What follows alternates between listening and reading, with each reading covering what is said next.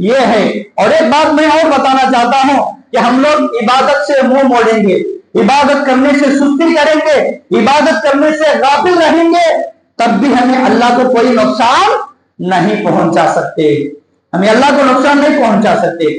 آپ یہ نہ سمجھو کہ مسجدیں خالی ہو گئے، نمازیاں دور ہو گئے، اور اسی طرح کوئی مسلمان اللہ کو یاد کرتا نہیں، کوئی مسلمان نماز کی پابندی کرتا نہیں، کوئی مسلمان اللہ کی کتاب پڑھتا نہیں، کوئی مسلمان اللہ کا ذکر کرتا نہیں، اللہ کی تسبیح کرتا نہیں۔ اگر کوئی مسلمان ایسا اللہ کی عبادت سے منہ موڑتا ہے تو تمہارے عبادت سے غافل ہونا یہ تمہارے لیے نقصان ہے، اللہ کے لیے کوئی نقصان نہیں کرے گی۔ محترم حضرات، ہم وہ مسلمان ہیں جو نبی کا کلمہ ہم نے پڑھا، ہم وہ مومن ہیں جو اللہ تبارک و تعالیٰ پر ہم نے ایمان رکھا۔ کیا ہم ایسے مسلمان ہیں کہ ہم ایک وقت کے نمازی بھی نہیں، ہم ایک وقت کے نمازی بھی نہیں، ہم جمعہ سے جمعہ کے نمازی ہیں، ہم عید کے نمازی ہیں، ہم کیا ہے رمضان کے نمازی ہیں، ہم 5 وقت کے نمازی بننا چاہیے۔ اس لیے کہ یہ حدیث آپ لوگوں کے سامنے سنائی گئی کہ ایک نماز دوسرے نماز کے درمیان کے گناہوں کو مٹا دیتی ہے۔ محترم حضرات، عبادت کرنے سے کیا فائدہ ہے؟ دنیا میں اللہ گناہوں کو مٹا دیتا ہے۔ عبادت کرنے سے فائدہ کیا ہے؟ اللہ اس سے محبت کرنے لگتا ہے۔ دنیا میں عبادت کرنے سے فائدہ کیا ہے؟ اللہ اسے جہنم سے بچاتا ہے۔ دنیا میں عبادت کرنے سے فائدہ کیا ہے؟ فرشتے اس کے لیے دعا کرتے ہیں۔ دنیا میں عبادت کرنے سے فائدہ کیا ہے؟ اللہ تبارک و تعالیٰ نبی کے ساتھ اسے جنت میں اس کا مقام رکھتا ہے۔ دعا عبادت کرنے سے فائدہ یہ ہے کہ اللہ تبارک و تعالیٰ اسے آخرت کا حساب اور کتاب آسان فرما دیتا ہے۔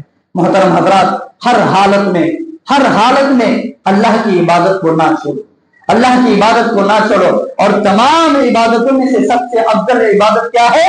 وہ نماز ہے۔ ہماری زندگی کو کامیاب بنانے والی، ہماری آخرت کی زندگی کو کامیاب کرنے والی، ہمیں جنت میں پہنچانے والی عبادت نماز ہے۔ ان نمازوں کی پابندی کرو، اللہ تبارک و تعالیٰ بقیہ اعمال کو بھی قبول فرمائے گا۔ محترم حضرات، یہ عبادتوں کا فائدہ ہمیں کب ملے گا؟ یہ نیکیوں کا فائدہ ہمیں کب ملے گا؟ اور اس طرح ہمیں آخرت کے عذاب سے ہم ان عبادتوں کے ذریعے سے ہم کب بچیں گے جہنم کے آگ سے؟